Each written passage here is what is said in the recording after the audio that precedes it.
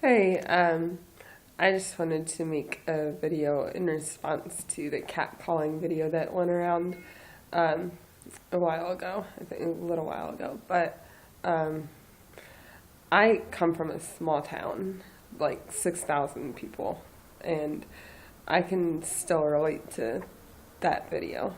Not that it's something that I experience every day because I, again, lived in a small town, but it was something that I did experience enough times. And guys, I think, don't really understand how scary and intimidating it can be when you're a woman being um, street harassed, because the guys generally are a lot bigger and stronger than you are, and if you do say something, then you're at a disadvantage for defending yourself if you need to. Not that it usually gets to that point, but sometimes it does. And just to share some of my own personal experiences, not just with street harassment, but with harassment of women in general.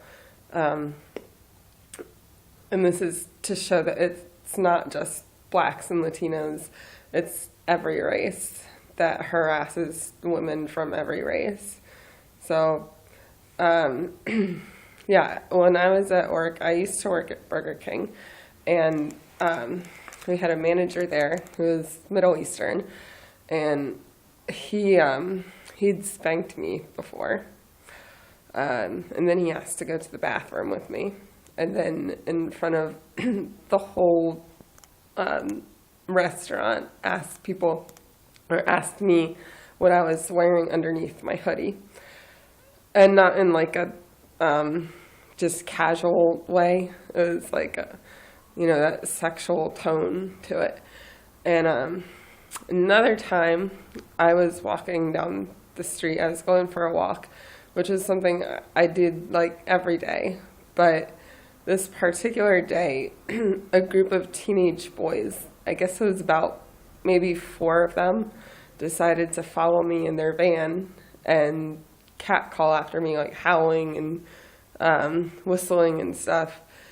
But the thing that scared me was them following me. And then when they passed me in their van, they turned around and they did it all over again.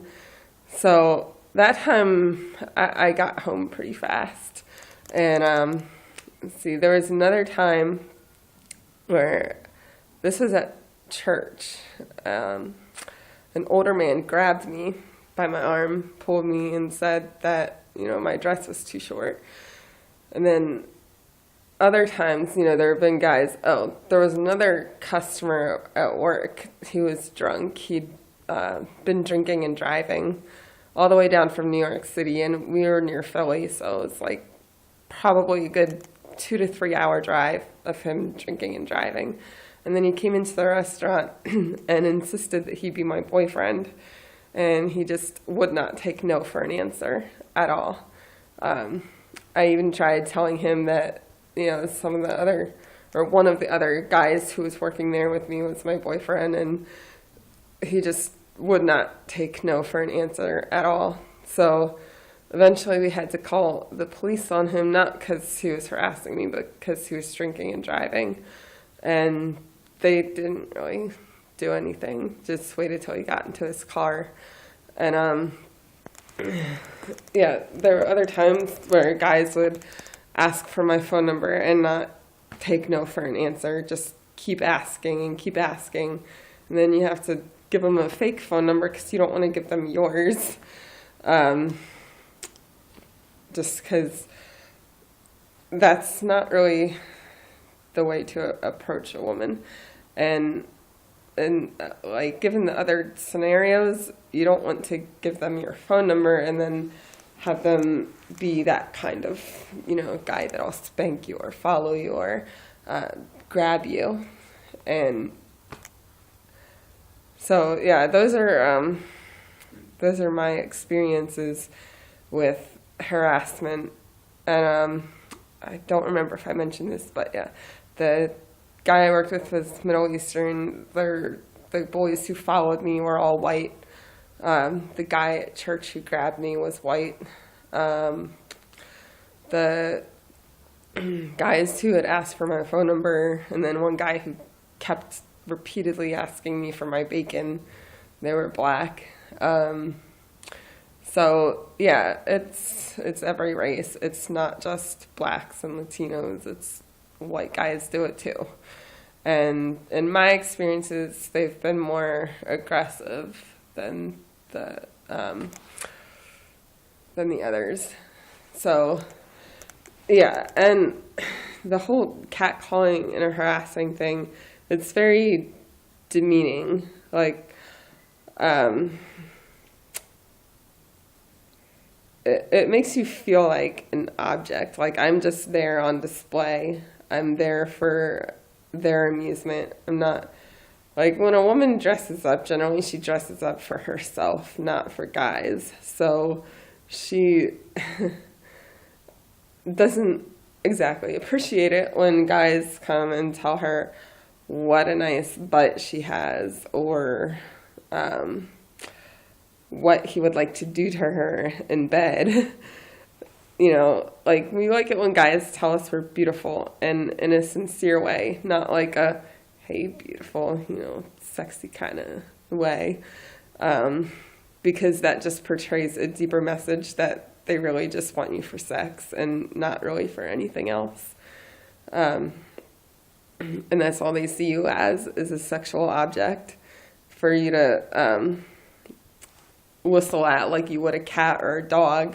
Not that we view cats or dogs as sexual objects, and in that way women are actually treated worse than animals, because most people would not want to rape an animal or sexually assault an animal, but a lot of guys do want to do that to women, and not every guy wants to do that. So it's not like I'm out there hating all men and, you know, afraid for my life every time I go outside.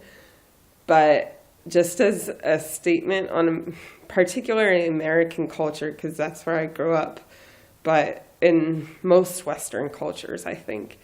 I am currently living in China, in a big city, about 10 million people, and I can walk the streets here at night alone and not feel afraid, because guys do not whistle after me. If they want to talk to me, they come up and have a conversation. And in America, that just doesn't happen. Like, not that it doesn't happen at all, but guys are much more likely to harass women in Western countries than they are in China. And in China, women are also viewed a lot higher. So I think if we want to change the catcalling, street harassment culture, you have to change how you view other people. If you view them as equals rather than objects that only exist for your own pleasure.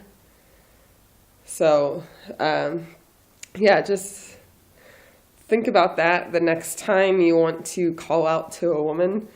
Just realize that she doesn't exist for you.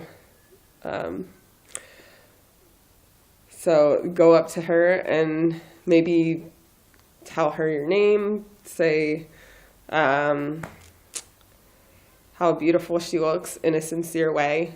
And then if you want to get a girl's phone number, just go to social interactions where that's actually appropriate, and not just trying to get somebody's number off of the street, because that's generally viewed as creepy. Anyway, hope you all have a good day. Bye.